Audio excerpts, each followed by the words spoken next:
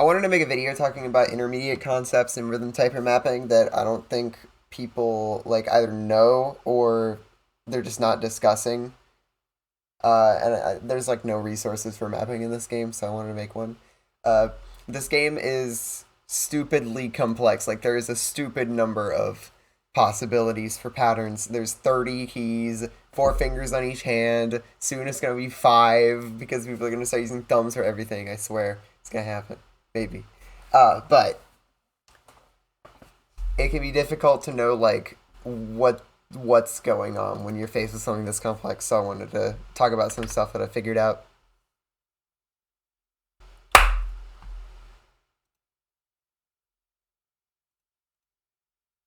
Okay, really common mistake I see a lot of people make.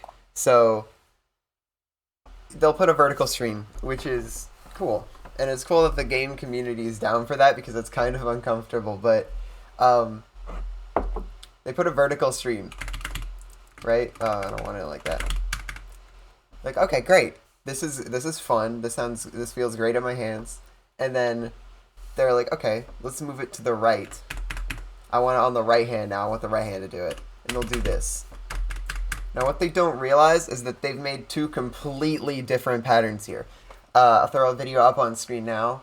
It's so much harder to hit the one on the right because your ring finger has to rotate way over your index finger. Whereas on the left hand, it's not even over. You know, it's to the left of it. It's towards the wrist. Whereas on the right, you have to really do some acrobatics in order to get over there. It's like twice as uncomfortable. And that's not to say this is a bad pattern. This can be really good in the correct circumstance. But I see a lot of people just kind of toss it in a map, not really caring. This also applies to, this, but to a lesser extent. You can honestly get away with this a lot more, but you should have some good reason for using this instead of this. This is the proper mirrored version of this chord here. Same with like, this and this would be the mirrored version. See how they're symmetrical with respect to like the left and right hands being symmetrical, as opposed to just copy pasting it over. This is also why you shouldn't put your game in the grid layout and then map that way unless you're mapping specifically for orthogonal keyboards, which is unrankable. That's not what you're supposed to do in the rank section, but you can do it, and I mean, you should explore it. It's cool. But yeah, you're gonna want to do this, and you're not gonna want to set your thing to the grid. It's my enemy, man. Like, what the fuck? Okay, this is another mistake I've seen some people make. And it's not as common as the first one, but it's still pretty common. It's a bit of a limitation with the game's design. So, say you want to do a 4-note roll on your left hand, right? This is great, this will work. People are going to hit this Z with their pinky. As the further you move this to the right, the less likely this is to, like, work. Just because people are gonna see the C, especially people on really high approach rates, which they play with. They're gonna see the C. They're gonna go, oh, middle finger, oh, ring finger, and then they're just gonna get hit with this N and have to like slide or do something else. And then this is assuming that the right hand's occupied. Just pretend it's like this, but you know what I mean. So the way to solve this, and thank you to, I don't know how to say your name, me when the when what, whatever. Me when the when, whatever, dude. They propose that you can roll out like this. If you just assume people are going to start things in like this area here with their index finger, which people generally do, unless you've conditioned them not to, but if you assume that, then they'll be able to play this, no problem. And that can be really useful. I call this sort of thing a reach error, which is like, it can happen so much in ways you don't expect, especially when you're dealing with holds. I have a map here, 1 second. Okay, so this is a map I'm working on right now, and I had this pattern here, and to get out of the chorus, that goes like this. I'll turn this up a little bit.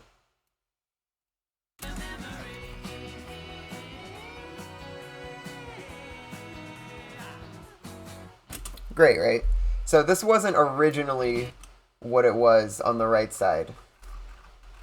There's actually like more notes here, and I'm gonna pretend there's not, but you can kind of argue that this is two notes. But originally I had this, like this. Now the problem with this is a very like insidious reach error. People are gonna obviously they're gonna do ring, middle, index. And what they might do, and what I like to do honestly, is they go index, index, index. It feels good to move to the right like that. It's very close to where your hand already is. And then they might go index, middle, ring. And now, like, what are you gonna do? Because your ring is here, your middle's here, your index is here. You don't have three fingers over here. So they can get really complex. But if you playtest it, you will probably find them. Or if you get other people to playtest. Like, if you get several people to playtest, that's fine. You also notice I did this for contrast. I'm rolling out all the time, and then I'm rolling in. So it's not like I'm saying never roll in. It's always bad. Because, like, are you really pumping your AR so hard you're not going to see this? But also, like, if you have a good reason to do it and you're confident that it'll work, it's fine. But, just don't be putting, like... What? That's probably not going to work, right? Of course, you can hit it with the other hand. Yeah, if you can hit it with the other hand, it's not really a big deal, but you know what I mean. Just be careful about that sort of thing when you're making a stream map. Okay, the next thing I want to talk about is peripheral vision. And I'm at this part of this map, which I think is farm right now. You might already know what I'm about to talk about. So peripheral vision is a skill set. It's a form of difficulty. It's not bad if you put a bunch of stuff across the different sides of the screen, as long as you're doing it well. So there's really no such thing as a bad pattern. Any pattern can be a good pattern, you just need the right context. So it's a form of difficulty. Then why does this piss off a lot of people? Well, it's because this didn't happen before. We weren't throwing people across the screen like this before. And it's too hard and it's sudden. And it sounds very simple, right? Okay, it's a form of difficulty. What's the big deal? It's really tempting to think, oh, I can't place this because it's far across the screen, or, oh, I can place this because people just need to get better, when, in fact, it's a game design thing. And it depends on skill set, it depends on the difficulty of your map, depends on what's happened before, what people are expecting. Yeah, that's basically it. Sometimes you'll need to go easier on the cross-screen stuff if you're not making a crazy hard map. Sometimes you might need to go harder if you want to, focus on that sort of thing in your map. And just thinking about it as a skill set rather than just like a skill issue can help you iron out those issues a lot. Okay. I want to talk about patterns that are close together on the screen versus patterns that are far apart on the screen, and putting your hands close together and putting your hands further apart, and what that means for friction. So friction in game design essentially means things that the player is pushing back against. This is one of my rank maps, and the concept for a lot of this map, or the defining feature, is that there's these jump patterns that are really close together that you could hit with one hand, but that you'll probably hit with several, like two hands. I even when I said several, I doubt you have more than two.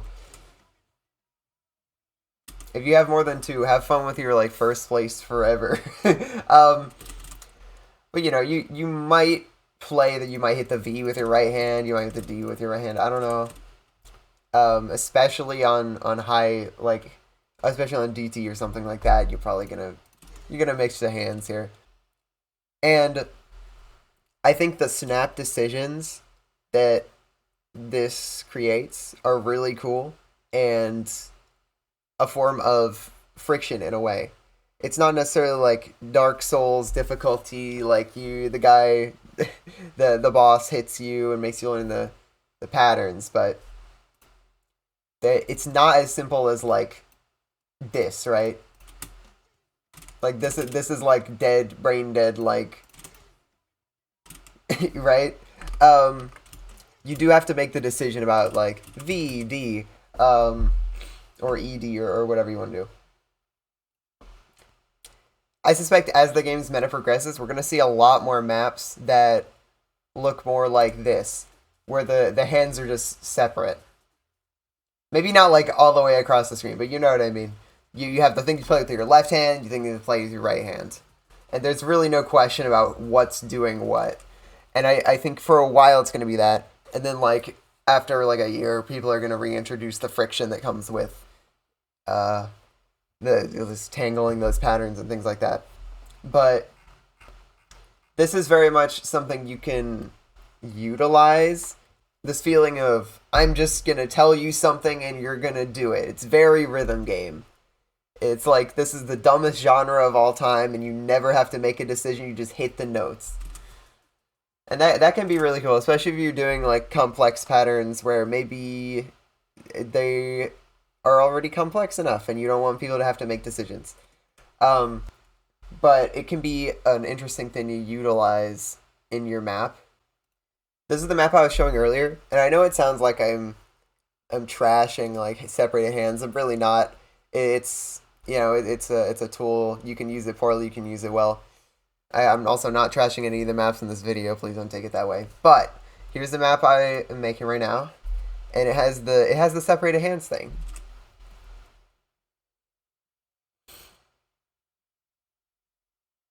Right? You're like, oh my god, OLC, you're such a hypocrite. Well, why'd you do this? Just wait. So if you want to map your whole map like this, that's cool. That's cool. I do a little vocal stuff here. It's kind of quiet. Yeah. There we go. But, right, it's normal, And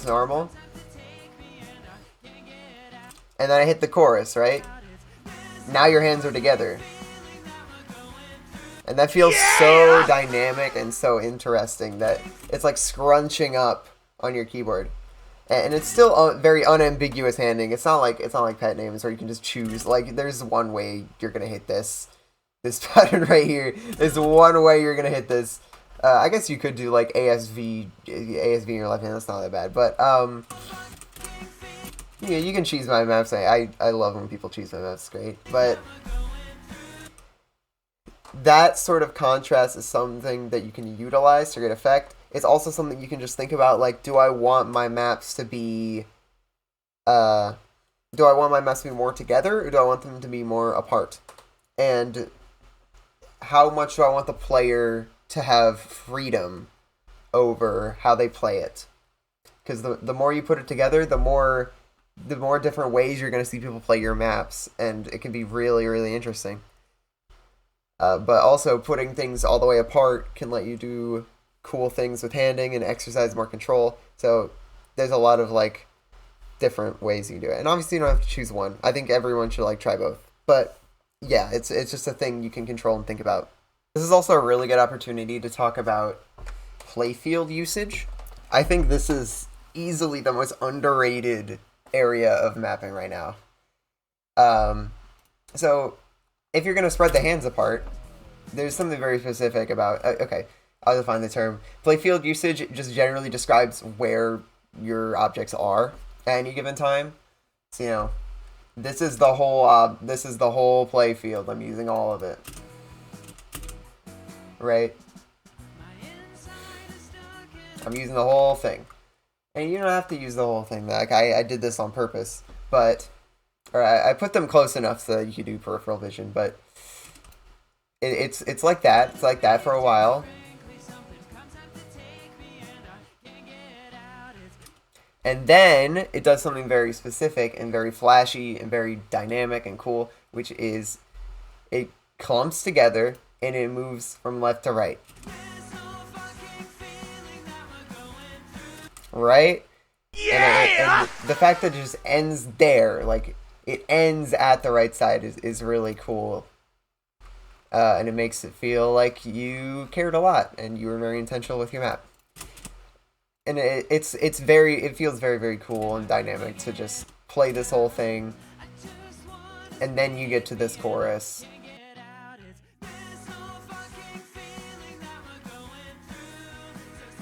And that's a big part. Like, I think playfield usage is one of the main ways I map, honestly.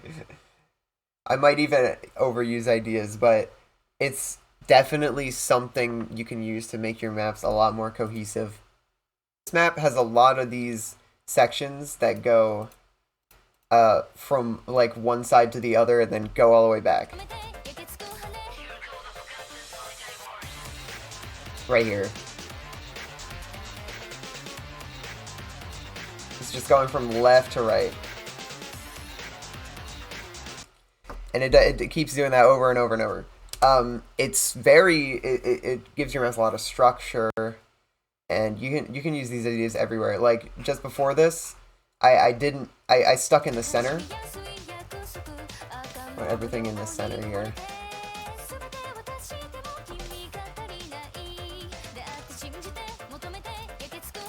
It expands out, it goes in the center, and then when you hit this part, it's super cool. Yeah! It's like we've just broken the bounds of the map, and it's like everywhere now.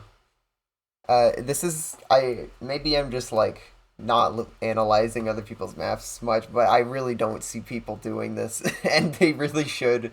It's a great tool for section contrast. It's a great tool to represent the song. It's a great tool to get your map to feel a certain way. This is one of my maps that nobody has played. It has 2 plays. It's been like a month and a half because nobody plays on ranked maps for some reason.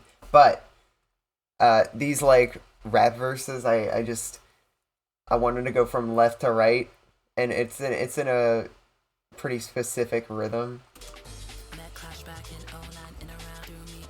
Center, right, center, left, center, right, and it creates this really nice swaying motion. You can see I'm rolling out because I'm just scared that if I'm over here and they're doing all these jumps, their index finger is going to end up like somewhere I don't want it. So I just rolled out on every triple.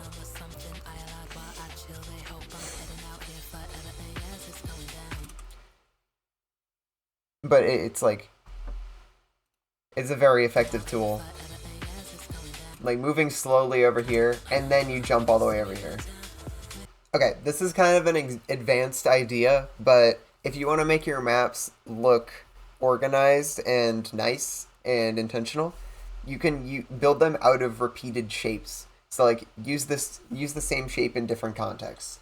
This is a map where I was successful in that in a lot of places. So it's built off of this like, where is it? This pattern right here. Right? This like 3, there's 3, and then there's like a bigger 3 or a bigger shape around it. So it's in a lot of places. It's right here at the start, right?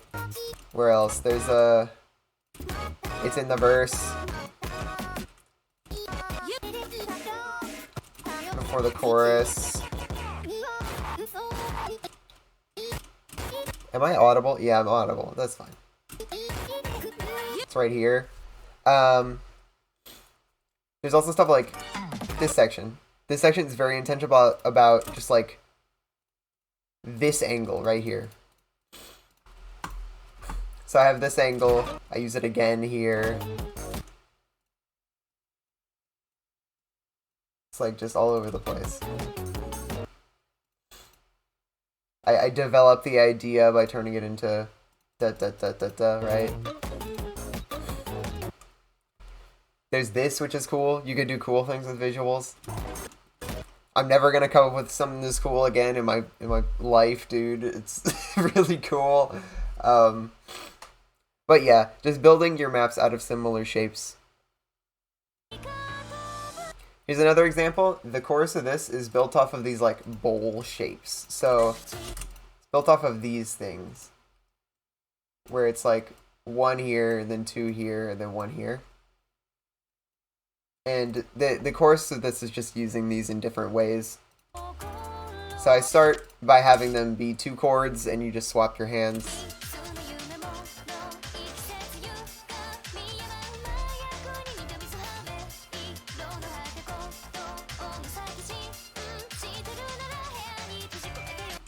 Right? And then I change it up a little bit. I add another note here, and I put them closer. So, you know, this is one hand and this is the other hand, then you swap.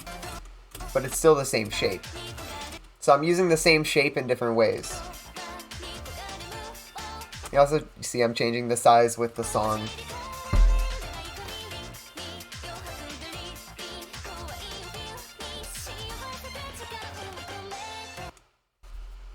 Right. It's pretty simple, but it's like deceptively hard to come up with stuff like this. But it is like really rewarding, and it makes your mess really cohesive. Okay, I wanted to talk about a framework that I came up with along with Featherfall, the mapper Featherfall. I don't know if he's uploaded a single thing. He actually came up with the idea, and then I expanded on it, so I can't say I came up with it, but it's the idea of arcs. Hand arcs is what we call it. And it's essentially the idea that, like, your 4 fingers next to each other, I don't know how the thumb's going to come into this. It'll come in one day. I'm pretty sure the thumb's going to be, like, independent of it. But your 4 fingers next to each other kind of tell you how the hand feels and is positioned in space. This is similar to, like, you know, movement in Osu standard, right? You have spacing emphasis, you have velocity, and you have acceleration and things like that. So this is similar to that. If I put, like, you know, if I just put a chord here.